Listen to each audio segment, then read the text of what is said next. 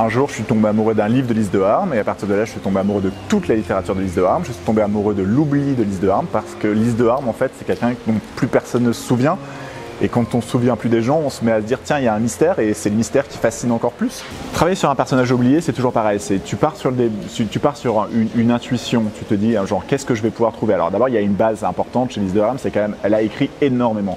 Je parlais d'une vingtaine de livres entre poésie et roman. Elle a écrit un certain nombre de livres, elle a écrit un certain nombre d'articles, donc on a déjà une base comme ça pour essayer de lire ce qu'elle a écrit, comme ce que je te disais tout à l'heure, c'est qu'elle écrit en fait beaucoup sur elle. Donc dans ce qu'elle écrit, on trouve des choses aussi sur sa vie, sur son enfance, sur ses passions, sur ses désirs, donc déjà on arrive à peu près à cerner aussi une partie du personnage. Tous les autres hommes dont tu parles, Artaud, Picasso, Éluard, tout le monde s'en souvient. Je veux dire, moi j'ai lu des dizaines de biographies sur ces personnes-là. Il y en a des dizaines, et sur Lise de Harme, il n'y en a aucune. Et en fait, c'est ça qui était fascinant, c'est qu'on la voit apparaître à la marge, on la voit apparaître dans chacune des bios. On voit dire, tiens, un jour, il y a marqué Lise de Harme, cette salonnière, Lise de Harme, cette muse, Lise de Harme, voilà. Mais en fait, t'as un peu envie de dire, mais c'est qui cette Lise de Harme dont chaque fois tout le monde en parle. André Breton, il dit qu'il était fou d'amour pour elle.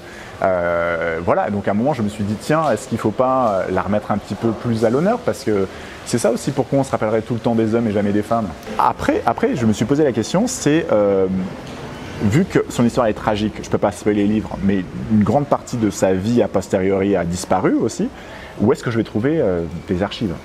Et par chance, les archives des Landes, que je remercie encore dès que je peux, ont décidé un jour de conserver la mémoire de Lise de Harme, qui avait une maison en fait dans les Landes, et donc par presque localisme, je ne sais pas si ça se dit comme ça, par envie d'être autour d'un personnage typique local, ont décidé de créer un fond Lise de Harme. Lise de Harme, elle invente un petit peu un sorte de monde dans lequel elle est tout le temps extravagante. C'est-à-dire qu'il n'y a rien qui ne peut pas être extravagant. Un surréaliste, c'est le surréalisme poussé à l'extrême, Lise de Harme. Donc tout est surréaliste, de son rapport avec ses enfants, son rapport au monde, son rapport à la politique, son rapport au luxe, son rapport et au rapport au deuil aussi. Et on raconte effectivement, c'est dans les mémoires d'une amie de Nathalie Barnet, qu'elle serait arrivée un jour, après la mort de son second mari, les dents peintes en noir. Est-ce que c'est vrai, est-ce que c'est pas vrai? En tout cas, sans doute, puisque les gens le rapportent. Donc je pense qu'elle l'a vraiment fait. Mais je pense que c'est une des choses qu'elle a fait, parce qu'elle a mille autres choses qu'elle a fait. Une autre des bases, c'est à Austin, au Texas, il y a des lettres. En fait, beaucoup de lettres qui ont été adressées à Lise de Harme, qui ont été vendues à l'université d'Austin. Donc là-bas, j'ai pu piocher des choses. Et une autre base qui est importante, c'est de fouiller les bibliothèques. Finalement, de croire un peu à son intuition et d'ouvrir certains livres en disant peut-être que là oui, peut-être que là non, ah tiens, je vais aller voir ça. Et en fait, c'est un travail de recherche par ricochet. C'est-à-dire un livre t'amène à un autre, une lecture t'amène à une autre, une lettre de quelqu'un va peut-être t'amener sur autre chose. Et puis, quand on a la chance de nos jours quand même d'être dans un monde où beaucoup de choses sont aussi numérisées, et bien, du coup, on peut aussi faire des recherches sur Internet. Elle était très riche, elle était une famille très riche. Et elle a permis en fait à un moment aussi à sauver des gens de presque je dirais d'une sorte de misère financière, puisque Desnos ou Antonin Artaud, elle les a plus ou moins financés. Desnos a toujours voué en fait un certain respect et une certaine déférence envers Paul de Harme, son second mari, et envers Lise aussi, parce que Paul de Harme a offert à Robert Desnos un travail dans une agence de publicité. C'est-à-dire, c'est un moment, c'était bien d'être poète, mais il fallait manger, donc il l'a aidé, voilà. J'en ai caché une partie parce qu'à un moment, on a vraiment l'impression qu'elle est un peu timbrée, mais en fait, elle aimait lire les lignes de la main, elle prédisait les avenirs aux gens, elle essayait de faire tourner des tables. On trouve des textes où on dit Lise et ses amis ont encore essayé de faire tourner des tables.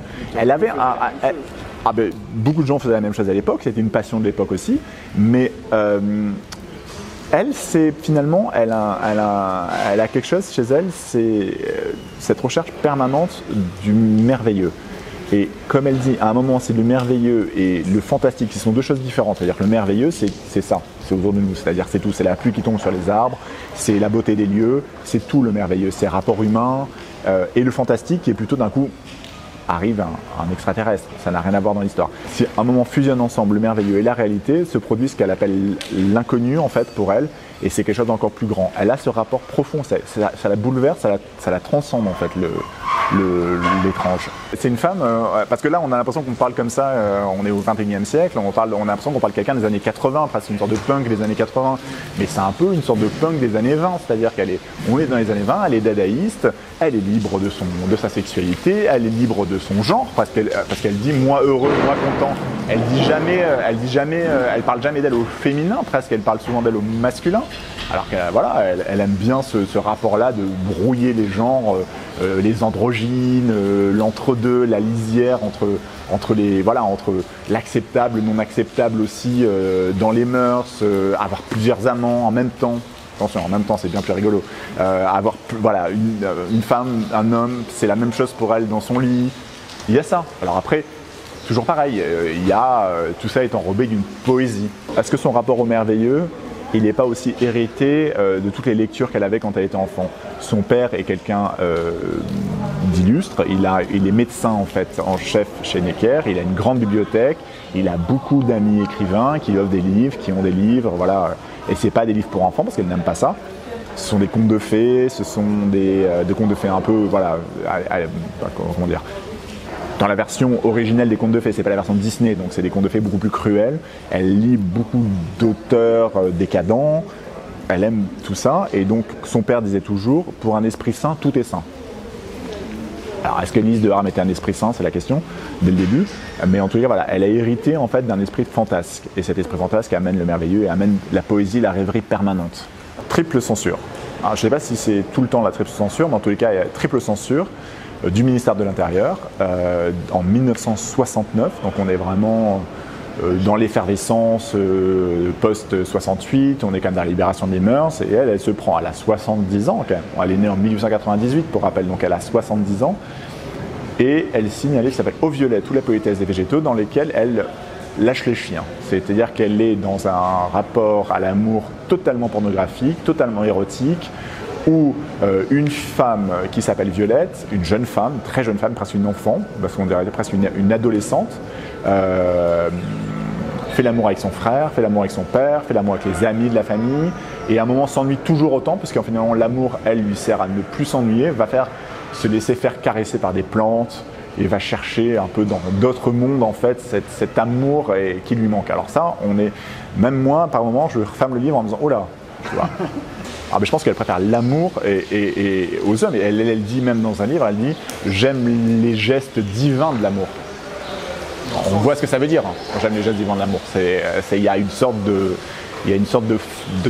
presque de choses un peu bestiales chez elle dans le rapport à l'amour. C'est-à-dire qu'elle aime séduire, elle aime trahir aussi dans la séduction, parce que certains de ses maris l'ont vécu aussi parfois comme des sortes de choses un peu dures, parce qu'elle allait voir d'autres hommes pendant qu'elle était avec eux, mais elle n'a aucun...